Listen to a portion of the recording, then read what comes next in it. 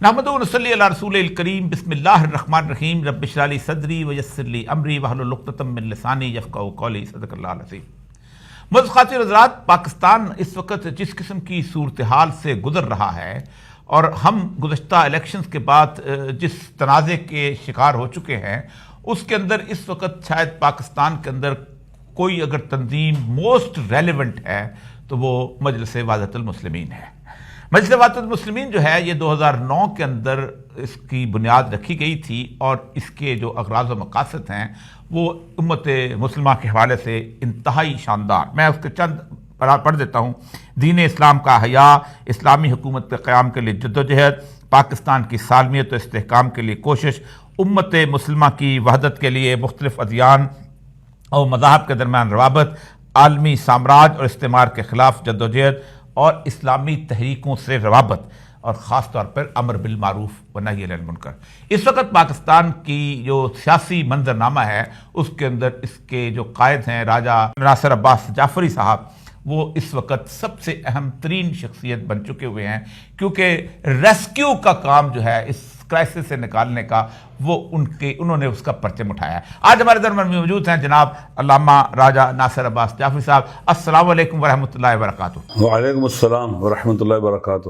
راجہ صاحب، اس وقت جو صورتحال ہے اس صورتحال کی اس سنگینی کو آپ نے محسوس کرتے ہوئے جس طرح آپ نے بلا غیر مشروط بلا شرط کسی کے آپ نے پی ٹی آئی کو آفر کی ہے، یہ تو ایک بات ہے، یہ تو ایسا قدم ہے کہ جو جس کی جتنی بھی تعریف کی جائے کم ہے۔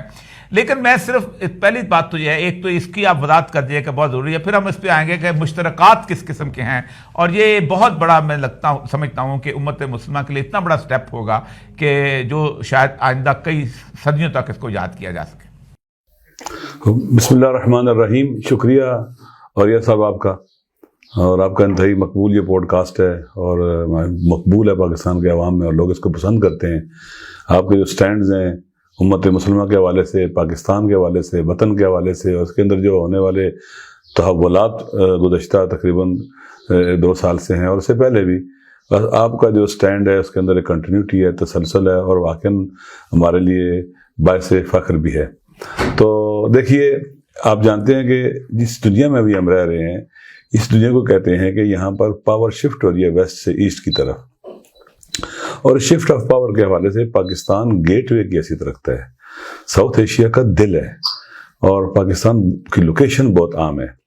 تو پاکستان کو ڈسٹیبلائز کرنا یعنی عالمی قوتوں کو سپورٹ کرنا ہے۔ پاکستان کا ڈسٹیبلائز ہو جائے گا تو یہ شفٹ آف پاور کا پروسیس رک جائے گا، یا ویک ہو جائے گا، یا سلو ہو جائے گا۔ اور پاکستان چونکہ 25-24 کروڑ عوام کا ایک بہت بڑا ملک ہے، ایٹمی ملک ہے، جہان اسلام کے اندر اس کا رول بھی اگر کمزور اور ویک کرنا ہے، جو پاکستان کو پلے کرنا چاہیے، اور پاکستان نے، آپ کو یاد ہوگا کہ پہلے پلے بھی کیا ہے، اسلامی سربراہی کانفرنس یہاں ہوئی ہے جہان اسلام کے مسائل کے اوپر، تو پاکستان کا وہ رول بھی ویک کر دیا جائے، کیونکہ جب کمزور ہو جائے گا پاکستان ارریلیونٹ ہو جائے گا۔ آپ دیکھ لیں موجودہ دنیا کے جو تحولات پیش آ رہے ہیں، اس خطے کے جو تحولات ہیں، پاکستان کو ارریلیونٹ کر دیا گیا۔ تو ہم شروع سے ان باتوں کی طرف توجہ تھی، اور ہم خان صاحب کے جو سٹینڈز تھے ان حوالوں سے، کہ آپ دیکھیں کہ خان صاحب نے اسلاموفوبیا کے حوالے سے کتنا بڑا سٹینڈ لیا دنیا کے اندر اور یونائٹڈ نیشن کے اندر، اور پاکستان کا ایک خوبصورت امیج ڈیولپ ہوا۔ اسی طرح سے خان صاحب نے ہمارے آخری نبی حضرت محمد مصطفیٰ صلی اللہ علیہ وآلہ وسلم کی ناموس کے حوالے سے جو سٹینڈ لیے وہ بہت اہمیت ہے، قرآن کی حرمت کے حوالے سے تھے وہ بہت اہم ہے۔ تو عمران خان اور امت مسلمہ کے حوالے سے، پھر فلسطین کے حوالے سے تو ہم یہ سمجھتے ہیں کہ عمران خان جو ہے وہ ایسا سیاسی لیڈر ہے جو پاکستان کے عوام کا ترجمان ہے، جو ہمارے اسلاف تھے ان کے نظریات اور افکار کو بھی وہ لے کے چلتے ہیں، قائد اعظم محمد علی جناح، علامہ اقبال کے نظریات اور افکار۔ تو ایسا پاکستانی جہان اسلام میں وہ رول پلے کر سکتا ہے جو پاکستان کا لیڈنگ رول بنتا ہے۔ جی، ان تمام چیزوں کو سامنے رکھتے ہوئے ہم نے عمران خان کا ساتھ دیا، اور ہم جی آپ جاری رکھیں جی، بسم اللہ۔ ہاں جی From the first ایک day. اور بات میں آپ نے بڑی خوبصورت بات کی اس پورے خطے کے حوالے سے. علامہ اقبال نے کہا تھا کہ تہران ہو گر عالم مشرق کا جنیوا، شاید کرۂ ارض کی تقدیر بدل جائے. آپ اندازہ کریں کہ 1979 میں جو انقلاب ایران آیا ہے، امت مسلمہ نے بہت ساری توقعات اس سے وابستہ کر دی تھی اور بہت زیادہ، لیکن اس کو پھر جس طرح کی صورتحال کے اندر امریکن پروپیگنڈا اس کے ساتھ، ابھی افغانستان سے اور ایران سے امریکہ جو ہے اس کی جو بوریا بسترا گول ہو گیا.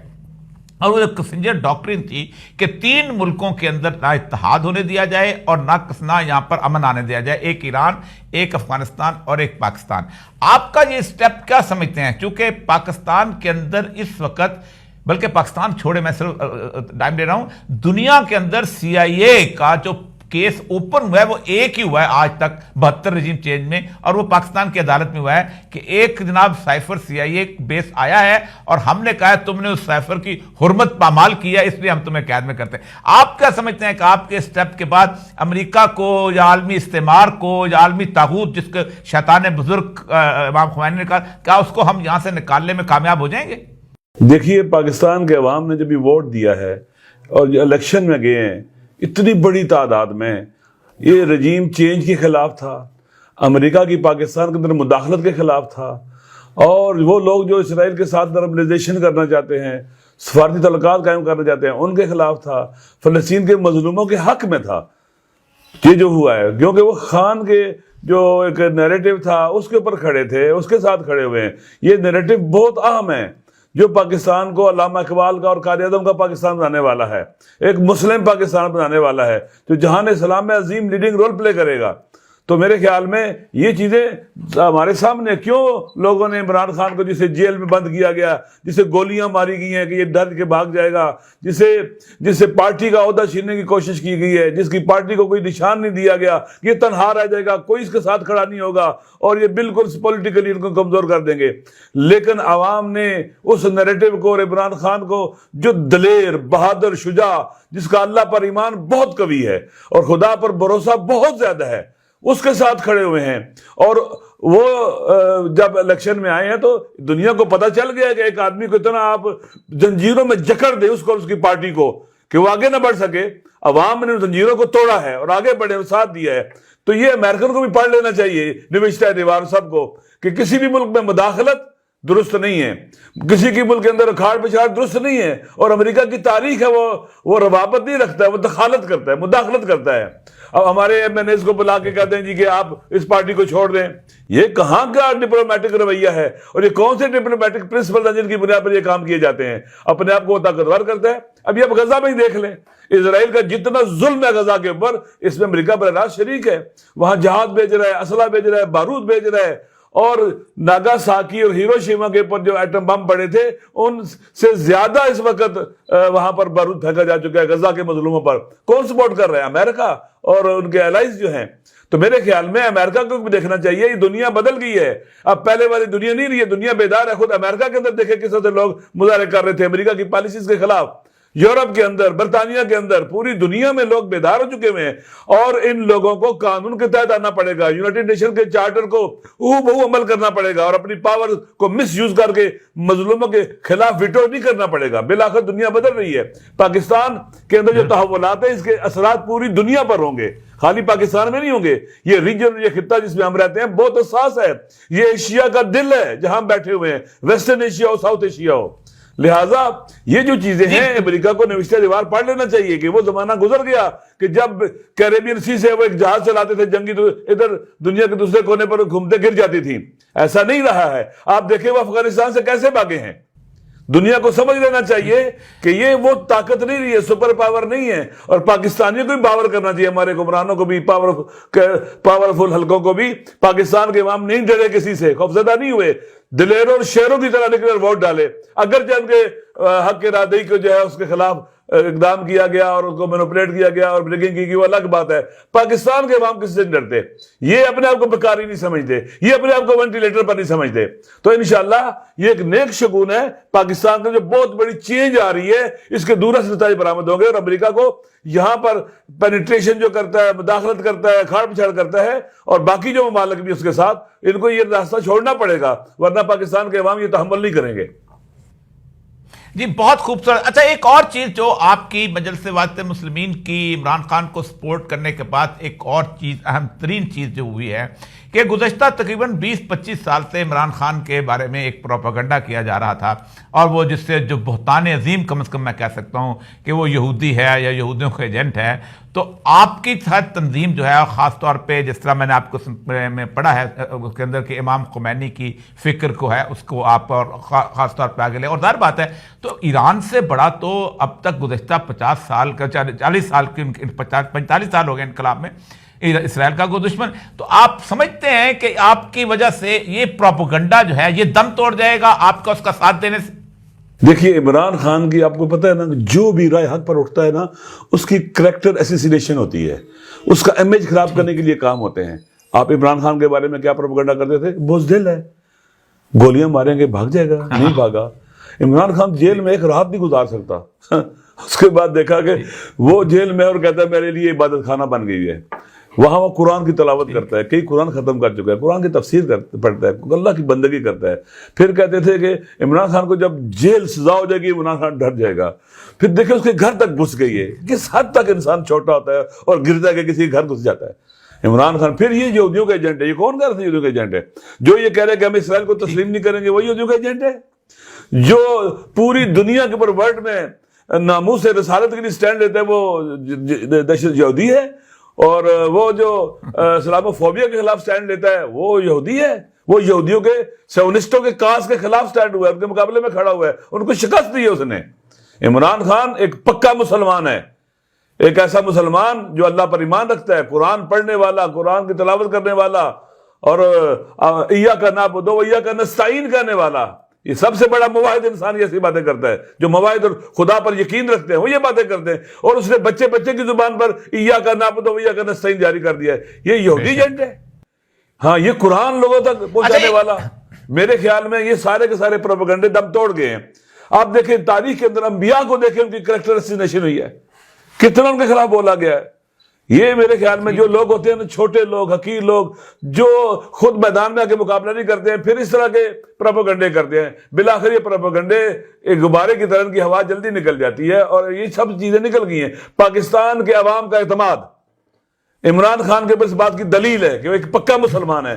آپ دیکھیں پوری دنیا کے مسلمان ممالک کے اندر چلے جائیں، سب سے زیادہ جو متدین اور ناموس دین کے اوپر مر مٹنے والے ہیں وہ پاکستانی ہیں. کہیں خدا نہ خواستہ قرآن کی بے حرمتی ہو پاکستانی بار، رسول پاک کی بے حرمتی ہو پاکستانی بار. پاکستان کے عوام متدین ہیں، دین سے محبت کرتے ہیں، اور لہٰذا یہ کبھی کسی کے دھوکے میں آنے والے نہیں ہیں. جتنا پروپیگنڈا ہو گیا اس الیکشن میں اور پہلے بھی، وہ پروپیگنڈا ختم ہو گیا. اور یہ شرم آنی چاہیے جو یہ پروپیگنڈا کرتے ہیں. اور جو لوگ خفیہ طور پر دورے بھی کرتے ہیں، وہاں جاتے ہیں، نارملائزیشن کو سپورٹ کرتے ہیں، اور اس حوالے سے کوئی سٹینڈ بھی نہیں لیتے. جو نارملائزیشن کی باتیں کرنے والے ہیں ان کے ساتھ الائنس بھی کرتے ہیں یہ لوگ. تو ان کو میرے خیال میں ان باتیں پاکستان کے عوام میں یہ باتیں بکنے والی نہیں ہیں، اور یہ شکست کھا چکی ہیں. میں گواہی دیتا ہوں کہ عمران خان ایک مومن پکا مسلمان انسان ہے، جو خدا کی وحدانیت پر یقین رکھتا ہے، جو کیا کہتا ہے لا الہ الا اللہ، یعنی آؤ اللہ کی طرف آؤ، خدا کی بندگی کا توق گلے میں ڈال لو، باقی ساری غلامی کی زنجیریں توڑ ڈالو. یہ ایمان کا اللہ کا معنی، یہ لا الہ پر ایمان رکھنا. میں ایک دینی طالب علم ہوں، میں چیزوں کو سمجھتا ہوں کہ اتنا پختہ ایمان لا الہ الا اللہ کے اوپر، تمام مصیبتیں جھیلنا، تمام پریشر جھیلنا، اور لا الہ الا اللہ پر ثابت قدم رہنا، یہ کوئی چھوٹی بات ہے. ایک اور بات علامہ صاحب آپ کے مشترکات میں سے آتی ہے، آپ کی تنظیم کا بھی ایک موٹو ہے، بلکہ ہمارا کا ہر مسلمان کا موٹو ہے، اور قرآن اور رسول اللہ صلی اللہ علیہ وسلم کی تعلیمات اور تمام مسائل کے سمجھتے ہوئے ہیں، وہ ہے امر بالمعروف اور نہی عن المنکر. اور عمران خان اس کی گفتگو بھی کرتا ہے. آپ مجھے بتائیے گا کہ آپ کی اس ساتھ ملنے سے پاکستان میں یہ امر بالمعروف اور نہی عن المنکر، امر بالمعروف تو پھر تھوڑے سے ہمارے کر ہی لیتے ہیں، نہی عن المنکر بڑا مشکل کام ہے آج کے دور کے اندر. تو آپ سمجھتے ہیں کہ ایک اور ایسا جسے کہتے ہیں ایک گروہ پیدا ہو جائے گا، جو کہ آپ صلی اللہ علیہ وسلم نے فرمایا، اور باقی ہماری امت کے اندر بھی ایسا گروہ رہا ہے سیدنا امام حسین سے لے کے اب تک، جو نہی عن المنکر کرتا ہے. آپ سمجھتے ہیں نہی عن المنکر جو ہے یعنی برائی کو ہاتھ سے پکڑ کے زبردستی روکنے کا، یہ اس کے مدد فراہم کرے گا آپ کا اور ان دونوں کا ملنا؟ بالکل ایسے. یہ دیکھیں، یہ جو قوم امر بالمعروف نئی عدل منکر چھوڑ دیتی ہیں وہ فساد کا، بربادی اور تباہی کا شکار ہو جاتی ہیں. روایات اور حدیث کے اندر بھی کہ ان پر ظالم لوگ، چھوٹے لوگ، گھٹیا اور پست لوگ مسلط ہو جاتے ہیں، اشرار مسلط ہو جاتے ہیں. یہ حدیث کے لفظ بیان کر رسول پاک صلی اللہ علیہ وسلم کی حدیث ہے. لہٰذا یہ تو بنیادی فریضہ ہے، ہم سب کا فریضہ ہے. آپ کو یاد ہوگا کہ ہاتھ سے روکو، زبان سے روکو، دل سے دوری، یہ سارے اس کے مراحل ہیں. بہرحال تو امر بالمعروف والنہی عن المنکر ایک ایسا دینی فریضہ ہے، اگر اس پر عمل ہوتا رہے تو